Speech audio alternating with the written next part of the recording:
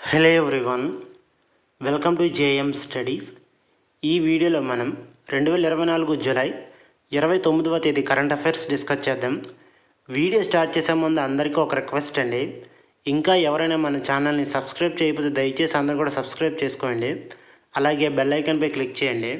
ఇది మీకు పీడిఎఫ్ రూపంలో కావాలంటే కింద డిస్క్రిప్షన్లో టెలిగ్రామ్ లింక్ ప్రొవైడ్ చేస్తాను, అందులోకి వెళ్ళి డౌన్లోడ్ చేసుకోండి. ఓకే, ఫస్ట్ వన్ చూద్దాం. ఇటీవల పారిస్లో కాంస్యంతో షూటింగ్లో ఒలింపిక్ పథకాన్ని గెలుచుకున్న మొదటి భారతీయ మహిళ ఎవరు? కరెక్ట్ ఆన్సర్ మను భాకర్. పారిస్లో జరిగిన 33వ వేసవి ఒలింపిక్స్లో హర్యానాకు చెందిన మను భాకర్ 28 జూలై 2024న 10 మీటర్ల ఎయిర్ పిస్టల్ ఈవెంట్లో కాంస్యం గెలిచి భారతదేశ పథక ఖాతా తెరిచింది. షూటింగ్లో ఒలింపిక్ పథకాన్ని గెలుచుకున్న మొదటి భారతీయ మహిళా షూటర్గా ఆమె నిలిచింది. 2024 జూలై 26 నుండి ఆగస్టు 11 వరకు జరగనున్న పారిస్ ఒలింపిక్స్లో 32 క్రీడలు ఉన్నాయి. భారత్ 16 విభాగాల్లో పోటీ పడుతుంది. 8 మంది మహిళా ఫైనల్లో 22 ఏళ్ల భాకర్ 221.7 పాయింట్లు సాధించి 3వ స్థానంలో నిలిచింది. దక్షిణ కొరియా ఊహా యో జిన్ 243.2 పాయింట్లు ఒలింపిక్ రికార్డుతో స్వర్ణం, 241.3 పాయింట్లు దక్షిణ కొరియా యోజీ కిమ్ రజతం సాధించారు. నెక్స్ట్ వన్ చూద్దాం. ఇటీవల ఏ దేశము తమ మొదటి మహిళా ఆసియా కప్ టైటిల్ను కైవసం చేసుకుంది? Correct answer Sri Lanka. Defending champion భారత జట్టును చిత్తు చేస్తూ ఆతిథ్య శ్రీలంక మహిళా క్రికెట్ జట్టు తమ తొలి మహిళా క్రికెట్ ఆసియా కప్ను గెలుచుకుంది. శ్రీలంకలోని దంబుల్లాలోని రంగి దంబుల్లా అంతర్జాతీయ స్టేడియంలో 28 జూలై 2024 జరిగిన 9వ మహిళల క్రికెట్ ఆసియా కప్ ఫైనల్లో ఆతిథ్య జట్టు మరో 8 బంతులు మిగిలి ఉండగానే 8 వికెట్ల తేడాతో భారత్ను ఓడించింది. భారత్ 7 సార్లు మరియు బంగ్లాదేశ్ ఒకసారి తర్వాత మహిళా క్రికెట్ ఆసియా కప్ గెలుచుకున్న 3వ జట్టుగా శ్రీలంక నిలిచింది. అన్ని మ్యాచ్ల్లో దంబుల్లా జరిగాయి. సెమీఫైనల్స్లో బంగ్లాదేశ్ను భారత్ ఓడించగా శ్రీలంక పాకిస్తాన్ ఓడించి ఫైనల్కి చేరుకుంది. నెక్స్ట్ వన్ చూద్దాం. ఏ ఆగ్నేసియా దేశము ఇటీవల అయోధ్యలోని రాముడిపై స్టాంపులతో కూడిన ప్రత్యేక స్టాంప్ సెట్ను విడుదల చేసింది? Correct answer Laos. 25 నుండి 26 జూలై 2024 వరకు లావోస్లోని వియెంటియన్లో తన పర్యటన సందర్భంగా విదేశాంగ మంత్రి ఎస్ జయశంకర్ అయోధ్యకు చెందిన రామ్ లల్లా యొక్క మొదటి పోస్టల్ స్టాంపును ఆవిష్కరించారు. ఆసియన్ సంబంధిత విదేశాంగ మంత్రి సమావేశాల సందర్భంగా ఈ ఘటన చోటు చేసుకుంది. జైశంకర్ లావోస్ ఉప ప్రధానమంత్రి మరియు విదేశాంగ మంత్రి సలీమ్స్ కొమ్మసిత్తో కలిసి లావో పీడిఆర్ మరియు భారతదేశం యొక్క భాగస్వామ్య సంస్కృతి వారసత్వాన్ని జరుపుకోవడం అనే 2 స్టాంపులు విడుదల చేశారు. ఒక స్టాంప్ అయోధ్య నుండి రామ్ లాలా విగ్రహం వర్ణించగా మరొకటి లావోస్ యొక్క పురాతన రాజధాని లూయాంగ్ ప్రభాంగ్ నుండి బుద్ధ భగవాను స్మారకం ఉంది. ప్రధానంగా బౌద్ధ మతం అయినప్పటికీ లావో సంస్కృతి హిందూ మతం ద్వారా లోతుగా ప్రభావితమైంది. రామాయణంతో సహా స్థానికంగా రామ్ కియాన్ అని పిలుస్తారు. నెక్స్ట్ వన్ చూద్దాం.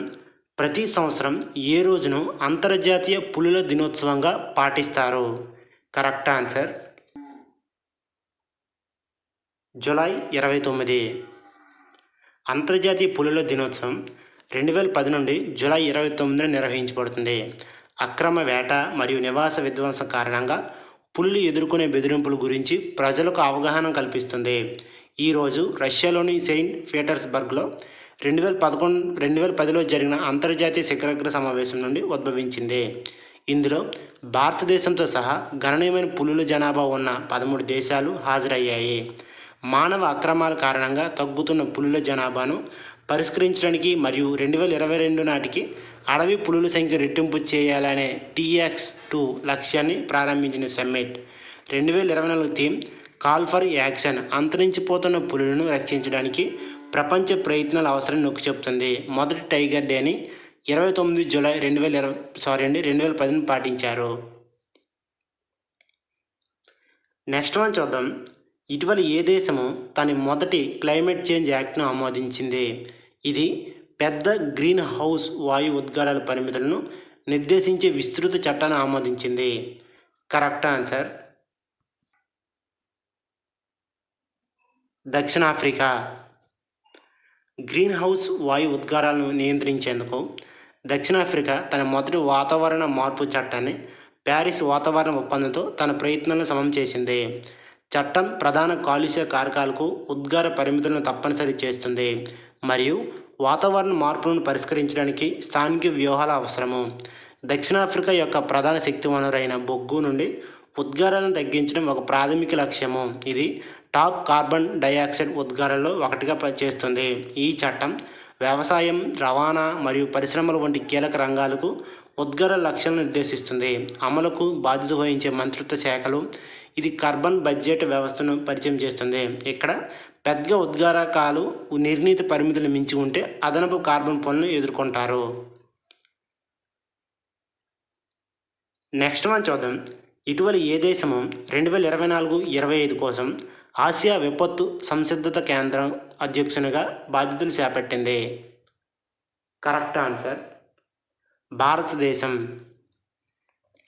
2024 జూలై 25, 2024న థాయిలాండ్లోని బ్యాంకాక్లో చైనా నుండి బాధ్యతలు స్వీకరించిన Asia digital preparedness centre ADPC 2024-25కి భారతదేశం చైర్మన్గా బాధ్యతలు స్వీకరించింది.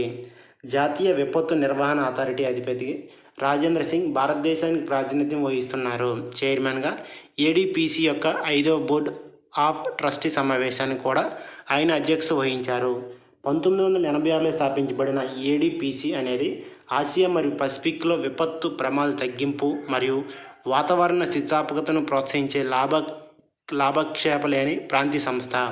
ఇది సహజ ప్రమాదాలు మరియు వాతావరణ మార్పుల ప్రభావాలను సూచిస్తుంది. వాతావరణం మరియు పట్టణ స్థితిస్థాపకతపై ప్రపంచ కార్యకలాపాలకు మద్దతు ఇస్తుంది. వ్యవస్థాపక సభ్యులలో చైనా, భారతదేశం, నేపాల్, బంగ్లాదేశ్, కంబోడియా, పాకిస్తాన్, ఫిలిప్పీన్స్, శ్రీలంక మరియు థాయిలాండ్లో ఉన్నాయి. నెక్స్ట్ వన్ చూద్దాం. ఇటీవల పురాతన వస్తువుల అక్రమ రవాణాను నిరోధించడానికి మరియు అరికట్టడానికి భారతదేశం ఏ దేశంతో సాంస్కృతిక ఆస్తి ఒప్పందంపై సంతకం చేసింది? Correct answer. USA. జూలై 26, 2024న పురాతన వస్తువుల అక్రమ రవాణా ఎదుర్కోవడానికి భారతదేశం మరియు USA తమ మొట్టమొదటి సాంస్కృతిక ఆస్తి ఒప్పందంపై సంతకం చేశాయి. న్యూఢిల్లీలోని వరల్డ్ హెరిటేజ్ కమిటీలో శ్రీ గోవింద్ మోహన్ మరియు US రాయబారి ఎరిక్ గార్సెట్టి సంతకం చేసిన ఈ ఒప్పందం 1970 యునెస్కో కన్వెన్షన్కు అనుగుణంగా ఉంది. CPA భారతదేశం సాంస్కృతిక వారసత్వాన్ని సురక్షితం చేయడం మరియు అక్రమంగా రవాణా చేయబడిన కళాఖండాలను తిరిగి ఇవ్వడం లక్ష్యంగా పెట్టుకుంది. 1976 నుండి 350 పురాతన వస్తువులు స్వదేశానికి రప్పించబడ్డాయి. 2014 నుండి 345 తిరిగి వచ్చాయి. ప్రధానమంత్రి నరేంద్ర మోదీ ఆధ్వర్యంలో భారతదేశం యొక్క చురుకైన ప్రయత్నాలను కేంద్ర మంత్రి గజేంద్ర సింగ్ షెకావత్ హైలైట్ చేశారు. నెక్స్ట్ వన్ చూద్దాం. భారతదేశం యొక్క మొట్టమొదటి సమగ్ర వ్యవసాయ ఎగుమతి సదుపాయం ఇటీవల ఏ నౌకాశ్రయానికి ఆమోదించబడింది? Correct answer. Jawaharlal Nehru port. ముంబైలోని జవహర్లాల్ నెహ్రూ పోర్ట్లో భారతదేశం యొక్క మొట్టమొదటి ఇంటిగ్రేటెడ్ అగ్రి ఎగుమతుల సదుపాయం ఏర్పాటు చేయబడింది. ఇది వ్యవసాయ ఎగుమతి మరియు దిగుమతి సామర్థ్యాన్ని మెరుగుపరుస్తుంది. వాడరేవుల మంత్రి సర్బానంద్ సోనోవాల్ 284 కోట్ల రూపాయల విలువైన ఈ ప్రాజెక్టును ప్రభుత్వ ప్రైవేట్ భాగస్వామ్యంతో అభివృద్ధి చేయడానికి ఆమోదించారు. ఈ సదుపాయం లాజిస్టిక్స్ను క్రమబద్ధీకరించడం మరియు వ్యర్థాలను తగ్గించడం మరియు వ్యవసాయ ఉత్పత్తులకు మంచి ధరలను అందించడం లక్ష్యంగా పెట్టుకుంది. ఇది బాస్మతీయేతర బియ్యం, మొక్కజొన్న, సుగంధ ద్రవ్యాలు, ఉల్లిపాయలు మరియు గోధుమలు వంటి కీలక వస్తువుల ఎగుమతికి మద్దతు ఇస్తుంది. రైతుల సాధికారత మరియు భారతదేశ వ్యవసాయ రంగాన్ని ప్రోత్సహించడానికి ఈ చొరవ ఒక ముఖ్యమైన అడుగని సోనోవాల్ నొక్కి చెప్పారు. నెక్స్ట్ వన్ చూద్దాం. పారిస్ 2024 ఒలింపిక్స్లో ఇండియా హౌస్ను ఎవరు ఆవిష్కరించారు? Correct answer. Nita Ambani. IOC సభ్యురాలు మరియు రిలయన్స్ ఫౌండేషన్ వ్యవస్థాపకురాలు నేత అంబానీ జూలై 27న పారిస్ 2024 ఒలింపిక్స్ సందర్భంగా ఇండియా హౌస్ను ప్రారంభించారు. ఇది భారతదేశ ఒలింపిక్స్లో మొట్టమొదటి కంట్రీ హౌస్ని సూచిస్తుంది. ఇది భారతదేశ ఒలింపిక్ ప్రయాణంలో ఒక ముఖ్యమైన మైలురాయిని హైలైట్ చేస్తుంది. తన ప్రసంగంలో అంబానీ ఈ సందర్భాన్ని భారతదేశ ఒలింపిక్ ఆసియాల ప్రాతినిధ్యంగా జరుపుకున్నారు మరియు భవిష్యత్తులో భారతదేశం క్రీడలకు ఆతిథ్యం ఇస్తుందని ఆశాభావం వ్యక్తం చేశారు. భారతదేశం యొక్క ఒలింపిక్ ఆంక్షలకు చిహ్నంగా ఇండియా హౌస్ని అంబానీ వర్ణించారు. అథ్లెట్లకు ఇంటి నుండి దూరంగా మరియు వారి విజయాల వేడుకగా పనిచేయాలని లక్ష్యంగా పెట్టుకున్నారు. చారిత్రాత్మక ఒలింపిక్ జ్వాల ఏథెన్స్ నుండి భారతదేశంలో ప్రకాశవంతంగా ఎదుగుతుందని ప్రతిబింబిస్తూ భారతదేశానికి ఒక మలుపుగా ఈ చొరవ యొక్క సామర్థ్యాన్ని ఆమె నొక్కి చెప్పారు. నెక్స్ట్ వన్ చూద్దాం.